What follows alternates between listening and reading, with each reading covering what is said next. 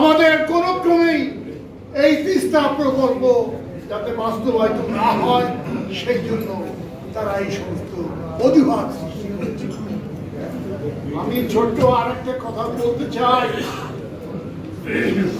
দেখেন, পৃথিবীর বহু দেশের কথা একটু আগে মাহুল্লাহ বললেন, ভোলগা, বনহ, ডানিউব, সিন্ধু নদী, এই সমস্ত বহু দেশ প্রবাহিত উপর দিয়ে প্রবাহিত নদী, সেই নদীগুলিতে সব দেশের সমান অধিকার। আপার রিপেরিয়ান এবং লোয়ার রিপেরিয়ান, ভুটানের দেশ এবং ভাটির দেশ সমভাবে ওই নদীর পানি ব্যবহার করে।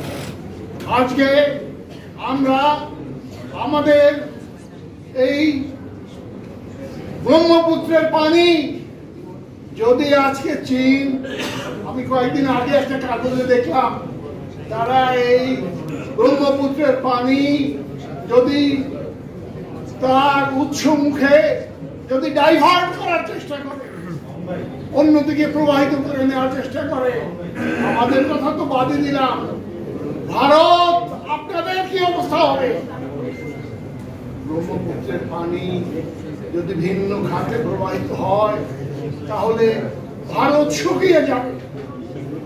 কাজেই এই ইন্টারন্যাশনাল স্ট্যান্ডার্ড, আন্তর্জাতিক যে বিরাজিত নিয়ম কানুন, সেটাকে আপনারা এইভাবে তুচ্ছ করবেন না, তোয়াক্কা না করে, অবিচার করে আমাদেরকে বঞ্চিত করবেন, এটা কোনো কাজের কথা নয়।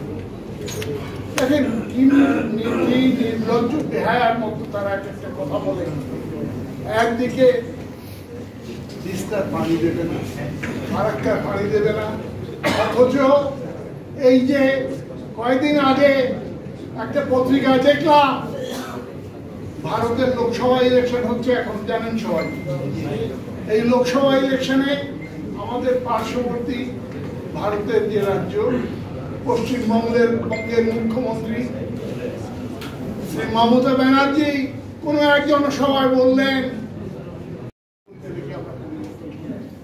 তো বুঝে দেখেন এখন আপনারা আমাদের কিভাবে পানি ডাইভার্ট করে ফারাক্কা এবং তিস্তার পানি আমাদেরকে বঞ্চিত করে কিভাবে আমাদেরকে মরুভূমিতে পরিণত করেছে। আত্রাই নদীর পানি ওনাদেরকে দিয়ে দিতে হবে, ফেনী নদীর পানি সেটাও নিয়ে তাদেরকে আমরা দিয়ে দিয়েছি।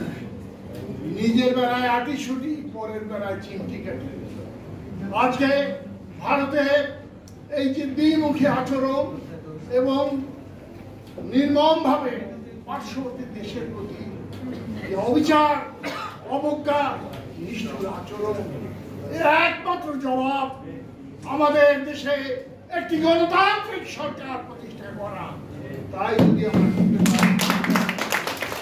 যদি আমরা করতে পারি তখনই কেবলমাত্র এর জবাব আমরা দিতে পারি। আসুন আজকের এই ফারাক্কা দিবসে আমরা সেই শপথ গ্রহণ করে এদেশের বুকে একটি গণতান্ত্রিক সরকার লক্ষ্যে এগিয়ে যাই, এই কথাটুকু বলে